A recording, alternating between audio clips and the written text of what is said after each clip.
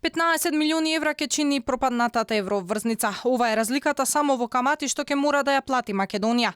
Пресметката што ја направи Алфа покажува дека за заемот од 500 милиони евра само за камати во наредните 4 години ќе платиме 145 милиони евра. Доколку успееше првиот обид за издавање на евроврзницата на сума од 500 милиони евра, колку што се задолживме сега, ќе платевме 130 милиони евра за камата.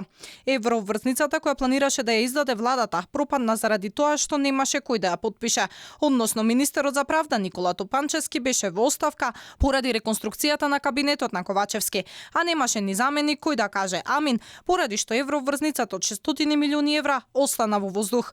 Си дочекавме нов министер и нова врзница, која поради несериозноста на владата очигледно не чини поскапо. Дека Македонија ќе стане несериозна во очите на инвеститорите по пропаднатата врзница, алармираа скоро сите економски експерти во државава, додека само владата уверуваше дека нема да не чини поскапо. Тие и сега упорно говорат за успешна аукција, дури и понудата била 4 пати повисока.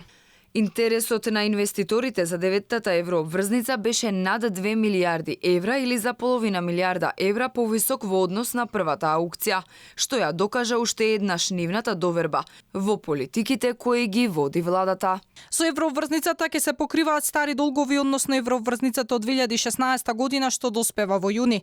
Претходно министерот Фатмир Бесими посочи дека опцијата да се издаде евроврзница на 500 милиони наместо на 600 е ако каматата е над 7%, а во случајов беше соопштено дека добивме нешто пониска камата, односно 6,96%.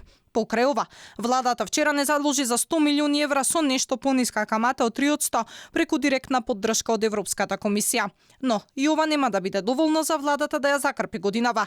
За покривање на проектираниот дефицит, односно трошење повеќе од што се има, како и за враќање на стари долгови, ќе бидат потребни уште 300 милиони евра. Владата се надева дека овие пари ќе дојдат по поповолни услови преку кредити од ММФ и Светска банка.